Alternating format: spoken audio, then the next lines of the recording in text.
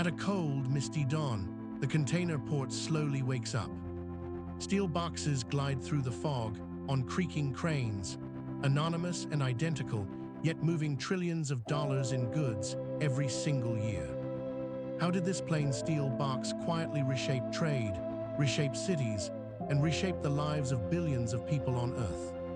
Out on the open water, a single colossus slowly carries over 20,000 containers across the Pacific.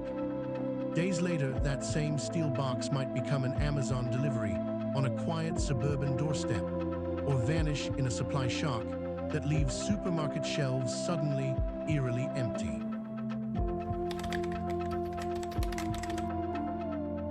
In the 1940s, every sack, crate, and barrel was loaded by hand, one painful piece at a time. Dozens of longshoremen crowd the pier, yet the ship slowly creeps toward fullness. Only a few tons per hour make it aboard. This was break bulk shipping, every sack, barrel, and crate man-handled one by one. A big freighter could sit in port for up to a week, burning money, while armies of stevedores loaded it piece by piece. Labor could be half the shipping cost, yet cargo still vanished or broke, with some ports losing 5 to 10% to theft and damage. Follow one wooden crate in 1948, finished radios packed at a New Jersey factory, stamped for Paris, but with no single journey planned.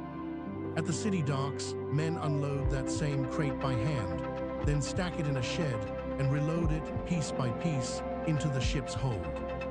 Every stop means fresh ledgers, customs forms, and tally sheets. Clerks copying the crate's details again and again, each signature another chance for delay or loss. In the early 1950s, North Carolina trucker Malcolm McLean sits in his modest office, staring at a ledger that never quite adds up. Outside, his trucks sit idling in a long, snaking line at the port gate, burning fuel and time as dock workers slowly unload every crate by hand. Watching the bottleneck, McLean imagines a radical shortcut. What if the entire truck trailer could be lifted, sealed, and stacked straight onto a ship, with no more loose cargo at all? In McLean's mind, every shipment existed inside one rugged steel container. That same sealed container could roll on a truck, lift onto a ship, then click straight onto a waiting rail car, never opened once. But shipping executives scoffed, insisting, "We have loaded cargo this way for a century. Why change for some metal box?" Port officials and regulators worried about new cranes, new regulations, and who would pay to redesign entire terminals for unproven containers. Even the basics were controversial. Should a box be 20 or 40 feet? Who sets the standard? And how do you lock it so thieves and waves cannot break in? April 26, 1956. At Newark, a rust-streaked tanker named Ideal X prepares for a voyage no one quite understands. As the Ideal X eases away from the pier, with just 58 metal boxes on deck, it quietly cuts the future cost of shipping by more than 90%.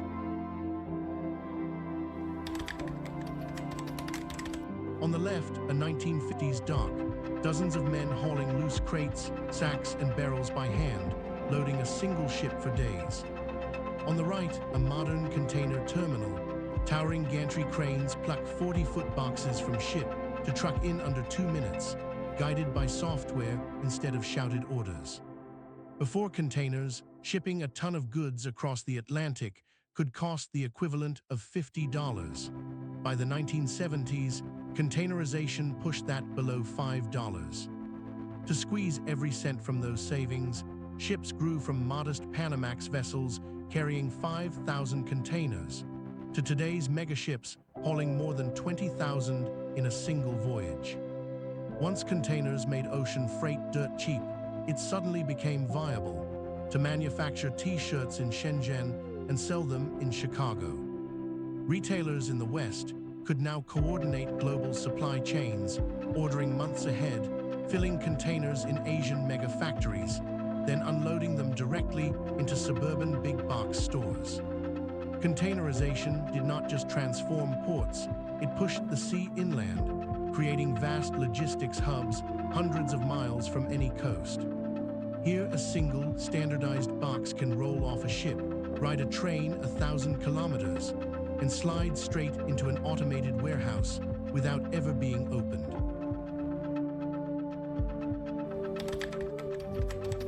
On these old brick quays, the silence is almost unsettling. A century ago, this waterfront thundered with shouting men and clattering hooks. Archival footage shows these same piers, jammed with hundreds of dockers, shoulder to shoulder, unloading sacks and crates by hand for hours on end. Where hundreds of dock workers once swarmed a ship, now a few operators guide everything from air-conditioned control rooms. Automated gantry cranes can move over 30 containers an hour, replacing groups of men who once hold cargo piece by piece. On a global map, container traffic explodes at deep water megaports, while many old city center docks fade into gray. Rotterdam, Shanghai, and Singapore surge with double-digit growth in container throughput, while inner-city docks, from London to New York, become ghost ports or luxury waterfronts. But this efficiency comes with a hidden climate bill. The largest container ships burn bunker fuel and emit as much CO2 as millions of cars per year. At the shoreline, ports handling millions of containers each year clog nearby highways with diesel trucks, worsening air quality and noise in coastal neighborhoods already under strain. In 2021, over 70 cargo ships idled outside Los Angeles and Long Beach, turning the Pacific Ocean into a floating parking lot. Every stalled vessel here meant missing goods in stores worldwide, furniture, electronics, even basic medicines, all choked by a single congested port complex. Just-in-time manufacturing means factories keep only hours, not weeks, of parts on hand, relying on containers as moving warehouses. When a single delayed box of critical components misses its slot, million-dollar assembly lines fall silent. Robots frozen, conveyor belts stopped, workers all waiting. In 2021, one giant container ship became wedged in the Suez Canal, blocking roughly 12% of global trade for 6 days. Weeks later, cameras in supermarkets from London to Los Angeles captured empty shelves, delayed electronics, and missing bicycle parts, tiny absences tracing back to one stuck ship. Now zoom into one steel box, container XDU 487193, stuck on a storm-battered ship, 5 days behind schedule. Inside, there is a pallet of specialized brake sensors. One missing unit stalls an assembly line building 600 cars a day on the eve of a holiday sales push. Another crate in that same box holds gaming consoles, leaving pre-order customers refreshing shipping trackers, while the last pallet was frozen vegetables, now missing from a supermarket shelf that stays bare all weekend.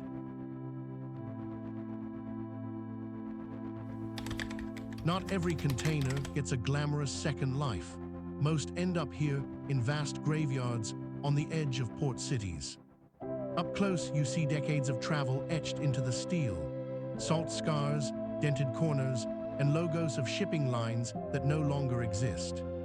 Some retired boxes are reborn as container homes, insulated, wired, and stacked into surprisingly cozy urban apartments. Others snap into place as pop-up cafes and rural clinics, providing espresso and emergency care far from traditional brick and mortar. Some retired containers never leave the grid. They become plug-and-play data centers. Inside, racks of servers bathe in blue LED light, air whirring through industrial fans as they crunch petabytes of cloud data.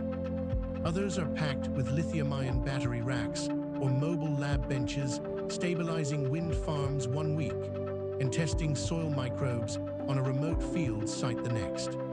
From a steel box on a dock to a family's tiny home, containers quietly rewrote the rules of space. Standardized to the centimeter, This once invisible freight unit has become a new kind of brick, stacked into homes, clinics, campuses, and even digital fortresses of data and batteries. As dusk settles, an automated port hums to life. Cranes glide on rails with no operators in sight. Self-driving straddle carriers and electric yard trucks weave with algorithmic precision, loading thousands of boxes per hour under cold LED floodlights. Next-generation containers may track themselves, packed with sensors, GPS, and temperature monitors that stream live data across oceans. Autonomous ships, floating robots the length of skyscrapers, could sail preset routes as shrinking Arctic ice opens faster but fragile polar shortcuts. But this hyper-connected system has new weak points. A port operator in Antwerp once lost control of containers to hackers manipulating terminal software.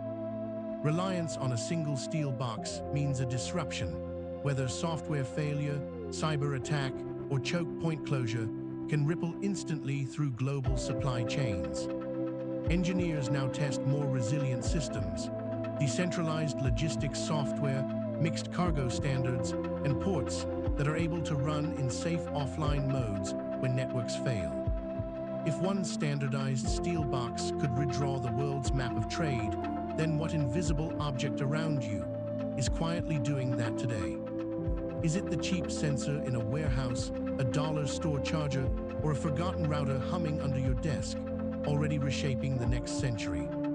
We return to our lone steel box, humming quietly beneath sodium lights, one anonymous unit in a global pulse of movement. Pull back far enough, and millions of these rectangles become glowing arteries of trade, wrapped around a dark earth, a quiet revolution still reshaping how we live, work, and connect. Next time you see a shipping container on a truck, train, or ship, pause and imagine the invisible web it is quietly holding together. Look for the other containers around you, power sockets, QR codes, credit cards, and ask what hidden systems they plug you into.